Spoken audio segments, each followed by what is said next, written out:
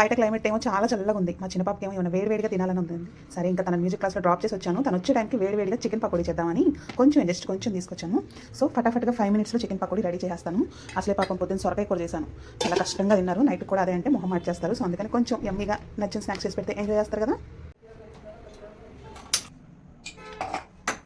అల్లం వెల్లుల్లి పేస్టు, గరం మసాలా, జీలకర్ర పొడి, ధనియాల పొడి, ఉప్పు,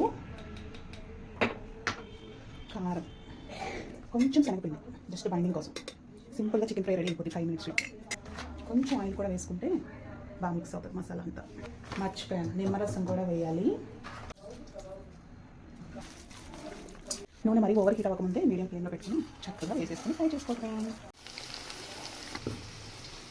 వేడి వేడి చికెన్ ఫ్రై రెడీ. యమ్మీగా ఆనియన్తో లెమన్తో తింటే సూపర్ ఉంటుంది.